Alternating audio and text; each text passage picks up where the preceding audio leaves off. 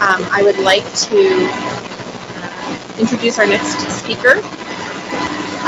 Peter Straight's bio is also on the back of your agenda, but he comes to us from the California Energy Commission, and I look forward to hearing him talking about the Energy Code standards. You can say that now. Very hard act to follow, so thank you very much for our first presenter. This is going to be a much simpler set of slides. Really what I'm talking about is what the Energy Code is doing right now with regards to storage technologies and what we're likely to do in the near future. So a lot less of the broad spectrum of what is possible, more of those technologies that are so fully developed you can actually talk about them in the building code assemblies. So first question we get asked a lot is, why do we care?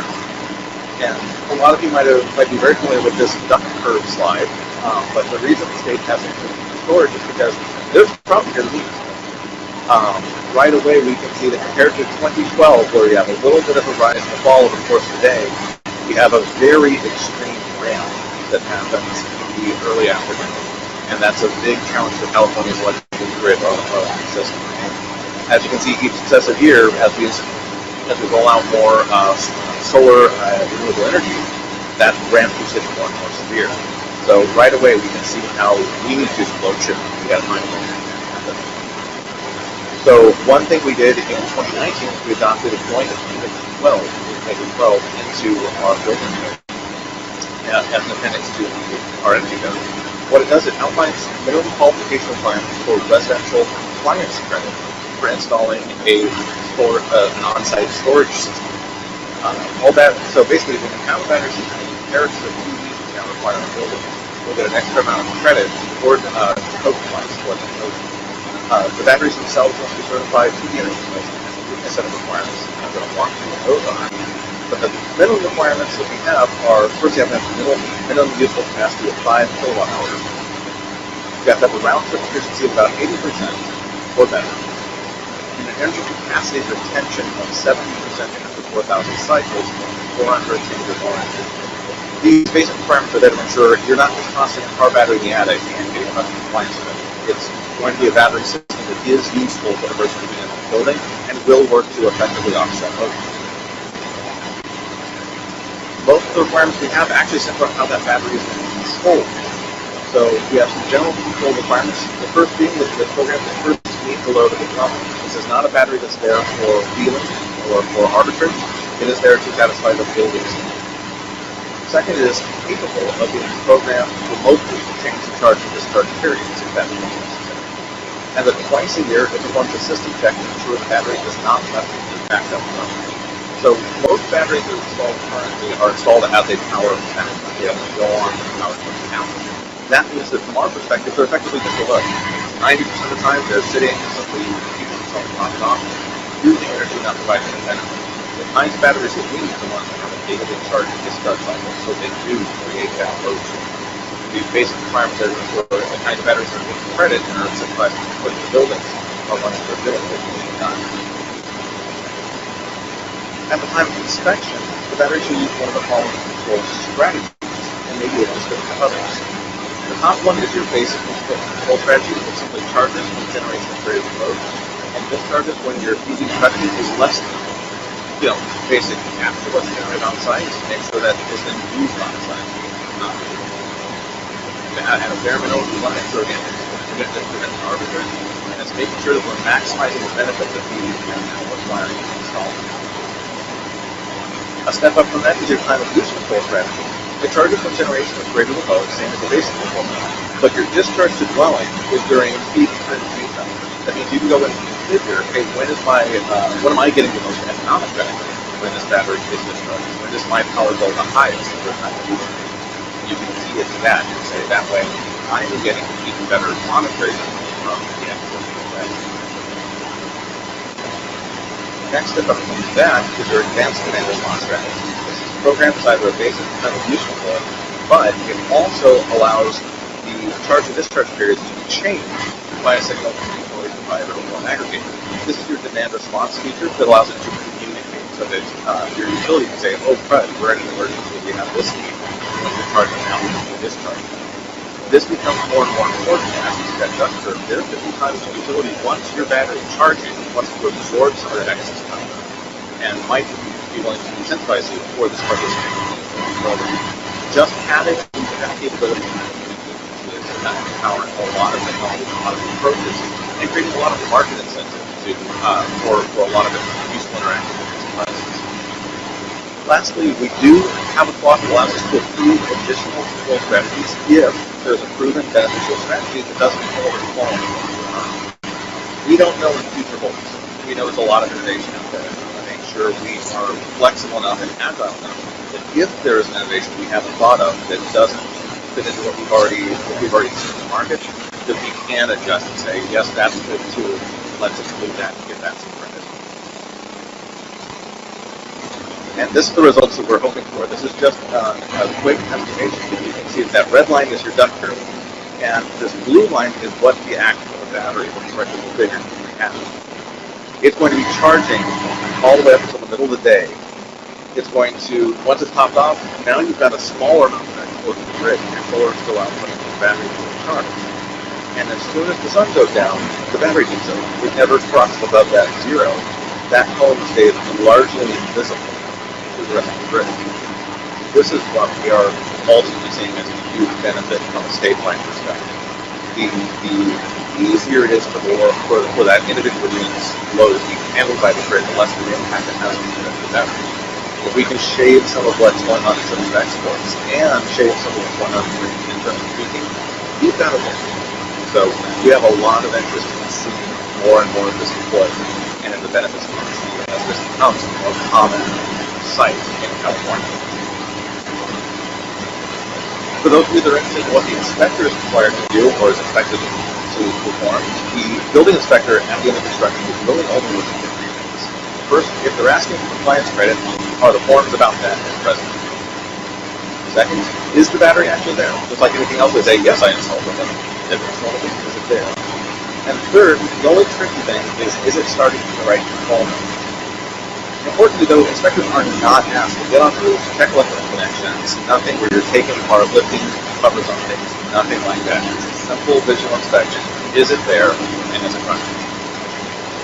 Now, my advice to building inspectors on anything related to Title 24, Part 6, trust your gut and dig deeper if it seems off. The classic example I have is if you're inspecting lighting and you're just looking around your home, we're not really expecting to pull down each and every fixture, each and every light bulb and check the little marking that says, okay, it's good.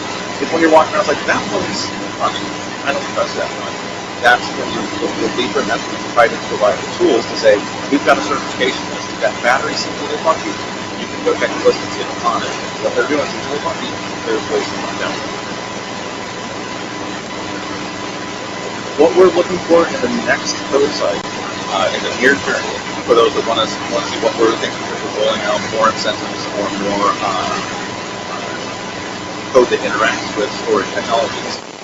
First, we need to incorporate any lessons we learned from what we have right now. This code has yet to become effective January 1, 2020, and I guarantee we're going to learn some stuff real fast about how people are taking advantage of the code, how people are doing the right thing, how people are doing the wrong thing. So we wanted to see if there's any updates to our control strategies. Is our maximum system size right? Is that a good spot to be at? Are there new battery technologies we want to be aware of? Maybe certain ones we want to pilot.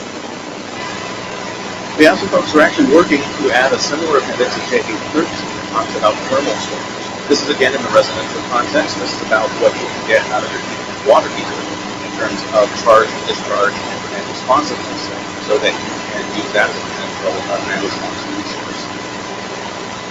And lastly, we want to find ways to apply some ideas to non-residential. This may not be for 2022, but certainly as we approach that 2030 goal for non-residential buildings, we want to take everything we've learned on the residential side and see what applies. Are there specifications we might consider full microgrids, for example? We're interacting a lot with healthcare facilities. They have an immense impact right now in the idea of creating a hospital microgrid so that it can successfully island itself, so that it has a lot of those protections in cases of emergencies. We want to give more consideration for battery-only systems. Right now, JA12 credit and compliance credit really is about being paired with that solar PV. It's not available on its own. But if there are benefits that batteries have by themselves, irrespective of whether it's a renewable resource charging that battery, do we want to give some consideration to that, and if so, how much? Questions that we are going to be opening up to stakeholders as we roll out our next code cycles. And they're not just 2022 questions. These are going to be questions we're going to be considering for 2022, 2025, the next several updates to the code as we mentioned, as we electrify, and as we try to solve some of the problems as we move to the So that's my presentation. If anyone has any questions, not just on the topics of the slides here, but just about the energy code and its interaction with storage technologies generally, I'm happy to provide what answers.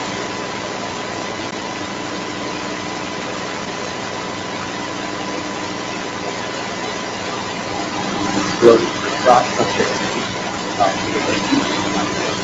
as the foundation kind of understood, we verify our environmental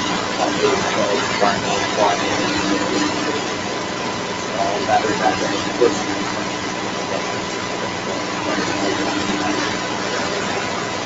It would be unusual to just apply them a record this set unless they were also installing PV at the same time. Basically, where this is, we definitely build the house on monolithic software, put the building into it. You can say, okay, I'm adding this feature, this feature, and it'll show what the results of that are versus a baseline of what just barely. So if you've got an alteration using our software, if you plug these in, you'll get that credit. And that credit is only available if you are carrying it with storage.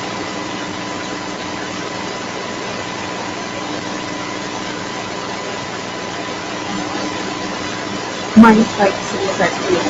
Given the severity of the debt curve in both and the knowledge that not everybody can have storage in their homes, why is there such a strict rule on sizing on our product?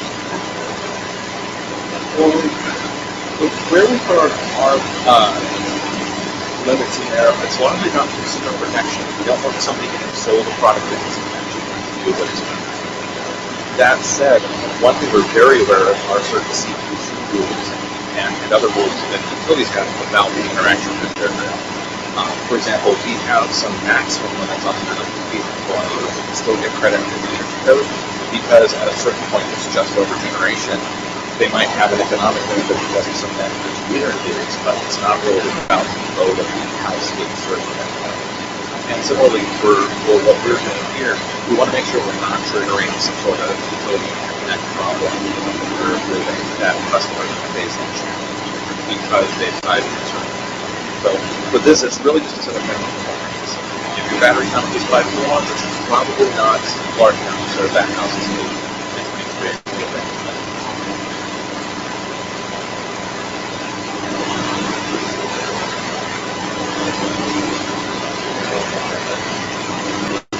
Right, so the question is a question about enforcing the requirements and also kind of what steps Both good questions. We aren't. The first question is, are we going to make the requirement at some point?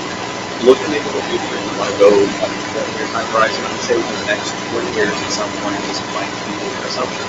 But if the next building code is going to be completely self-sufficient, it's going to have its own generation and have storage to make sure that generation satisfies the entirety of the building's needs. Is it in the short term, the next 2 or 3 code cycles? Likely not. Some of the things we're looking at for this technology is simple cost effectiveness. The same way that the cost of PV, if you go back 20 years, is many times what it is right now.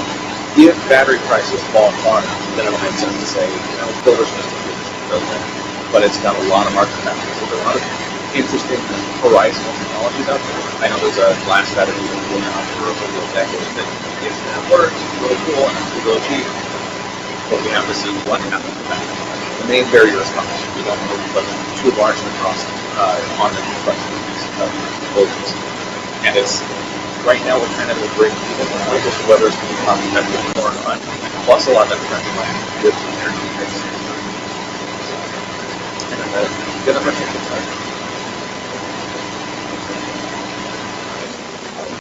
would you like to what type of project would you take this on? That's also kind of part of it. So battery systems right now are fairly expensive, but we do know that Builders, give it a little bit of context. One of the most common things right now that credit is used to trade off against are some model effects we adopted that use some high performance atoms and high performance walls. High performance atoms and walls are a shift in design and construction practice. It's going from 2x6 studs. It's moving the insulation in the attic from the ceiling level to underneath the roof.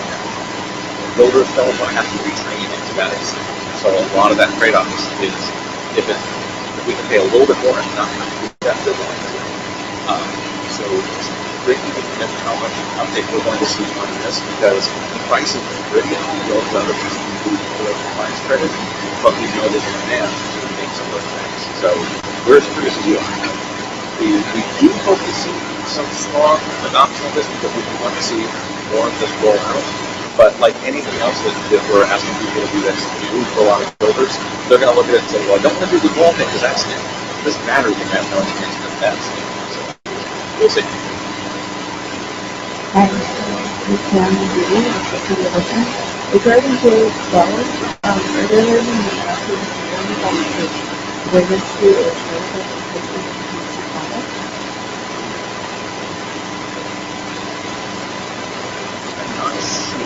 And I say that because, again, this has yet to roll out. So we did a pretty extensive product survey to see what was available on the market, but we didn't have a real feel for how many of those were actually customer needs. So the few people that have batteries right now are advocates. They're people that really wanted it inherently and said, I want to go for that. This is something that I absolutely have. The real test is the new homeowner that moved into their house and has no idea. It just is a piece of their house on doesn't have it. Like, what is this? What comes with the battery? And that's as much as that. That's what we want to see. We want this to be so ordinary. It's just like, oh, that's a bonus, cool, and not only be practical people that really know it as well as we do. So we don't have that perspective of the kind of average, like the John and public kind of level user. We hope that this is much like the solar PV. It's just pretty simple, pretty ordinary. We will see.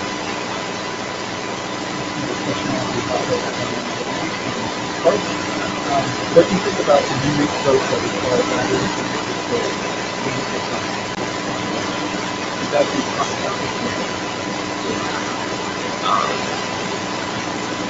cost effectiveness is always a tricky question. And a lot of cost effectiveness really can come down to the nuts and bolts of the specific public utility, the publicly owned utility in a lot of cases, the meetings needs with the black. If it works in that jurisdiction that can show that, we absolutely encourage local jurisdictions to take that first step. It is a risk. It is a risk to go out in front and say, we're going to try this and we're going to see if it works. But local jurisdictions have a lot of flexibility in identifying exactly the situation where it makes sense for them and things in their local environment that make it cost effective. Like, well, our utility offers this incentive with a rebate, or our utility has a really hard time running this time of day, and so we're saving a lot by doing it. We're seeing a lot of this paired also in the context of electrification. If you're looking at drastically increasing your electrical demand because suddenly you're going to retire gas sources for heating and water heating and use electric sources, if you see this as an essential component to that, to make sure that your local grid can absorb the impact, great. That seems like it's a very wise and competitive. So we tend to encourage folks that know the most about their local communities. This looks like a good idea to have. Support it.